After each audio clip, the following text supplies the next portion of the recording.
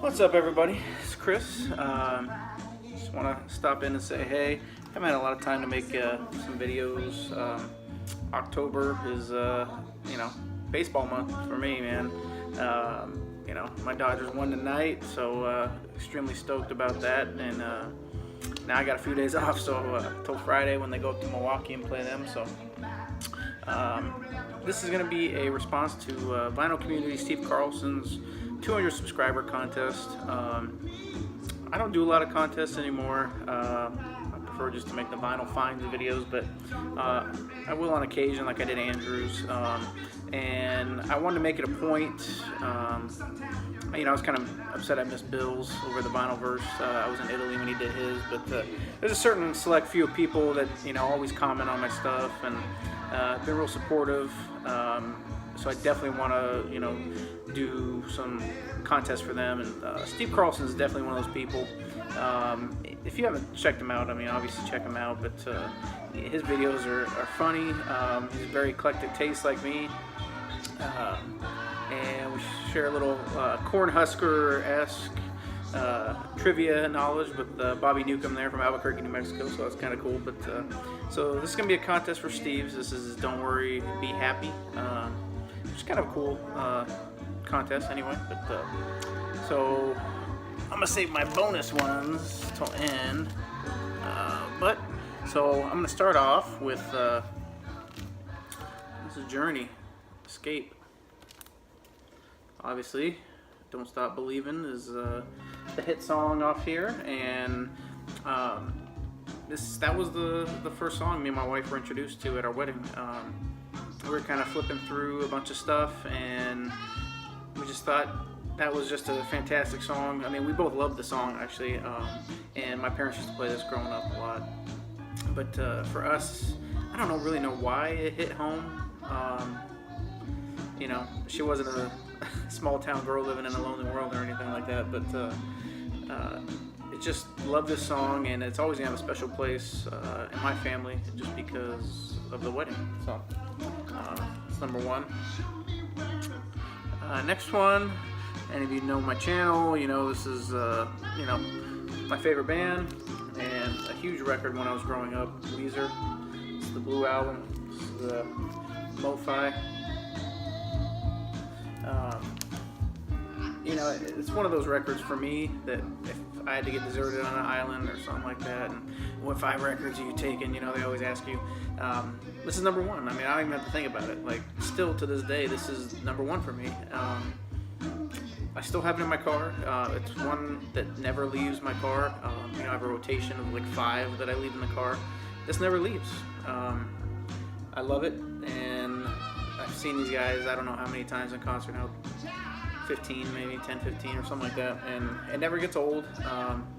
And they, this came out when I was in high school, early high school, freshman year maybe or something like that, and it just, I don't know, something clicked with me in this album, and I've never been able to put it down since. So next, I've showed this before. A lot of you guys don't know this band. This is MxPx. They started out as a Christian punk band from Bremerton, Washington, which is just outside of Seattle. It's on the Tooth and Nail label, which some of you will recognize from bands like Dokken and stuff or not Dokken. Dokken, right? I think they were on Tooth and Nail. And then, but this album also, me and my friends, we just put this on. This came out freshman year for me as well, 1996. That's right. 1996 freshman, so all you older gentlemen, that's right, I'm still pretty young. But this album was also in my top 5 for bringing with me on a deserted island. So we used to jam this all the time, going into shows and stuff like that, concerts, punk shows, that kind of thing. So we'll go snowboarding. We always used to listen to that get you pumped up. It's pop punk, Next one is one of my favorite songs of all time, Otis Redding, Dock of the Bay. When it just puts me in a good mood, makes me happy, right, Steve? That's the name of the contest, right? I almost just close my eyes when I listen to the song. It's weird. It just strikes a special meaning for me. I don't know what it is. Just love the song, love Otis Redding. Try to get anything I can of his. And next, I got Beach Boys' Pet Sounds. Beach Boys have always had a huge influence on my life. My parents were big Beach Boys fans. And I'm originally from California, Dodgers, obviously. So the Beach Boys, West Coast, always had a big influence. Even when we moved to Albuquerque, New Mexico, they still had, huge influence. We'd go see them in concert when I was a kid, and I mean, it was one of the bands that stuck for like an oldie group. When my parents were listening to music, that I always enjoyed listening to it with them. And this album obviously is fantastic. Some of my favorite songs on here: "Wouldn't It Be Nice," "Sloop John B," "God Only Knows." I mean, it's so good. Brian Wilson is a genius. And I know that's 5, but this next group of records is what makes me really happy. It's combining. I never thought I would find really anything like this, but it's combining my two loves, which are record collecting and baseball. So obviously my family's number one, but besides that, my two hobbies are record collecting and baseball. So I found these a while ago. I've showed these before, I think, but these are some 7-inch records that 76 gas station from California put out. It's Vince Scully, who is, for 30-something years, that's all I knew for baseball announcing. When I was a kid, that's all I grew up with. And this is him interviewing a bunch of the Dodgers.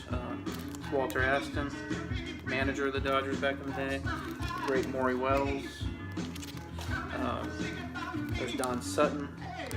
And it's nice knowing that I'm always going to have these on his voice.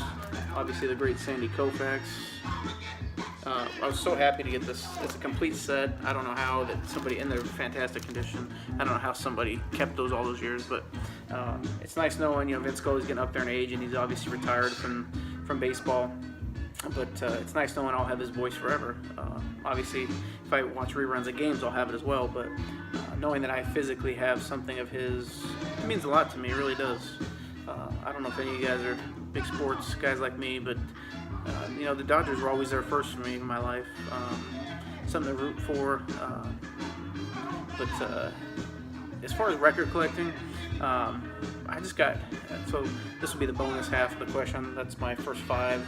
That makes me happy albums. But as far as record collecting, I kind of get into it just on a whim, really. My dad always had records growing up, and I remember playing In-A-Gadda-Da-Vida just at parties and stuff like that because you could just leave it on. It was like a whole side of an album. But I kind of got into record collecting just because I like the physical aspect. I thought that my music listening was heading more towards streaming. I'm younger, and I was around the Napster days, downloading music, which is great. That's all fine. But I felt like I was getting away from the physicality of music, not having something to look at. Even with CDs, I remember pulling the booklets out and looking at the booklets, and I thought I was just getting away from that. So I wanted to get back into actually having something physical to look at, read while I'm listening to music. And I feel like record collecting is, kind of fill that void of, I don't really download music anymore. Even when, some of these albums, newer ones I get come with download codes. I'd rather have the CD, Physical media is just something I enjoy. Even CDs, I enjoy CDs as well. They have their purpose. I like listening to them in the car and stuff like that. But so this would be a short video. But Steve, really love your channel. Always appreciate your comments, man. They don't go unnoticed, and I just really appreciate you, man. So take care. Hope you enjoyed my entry. See ya.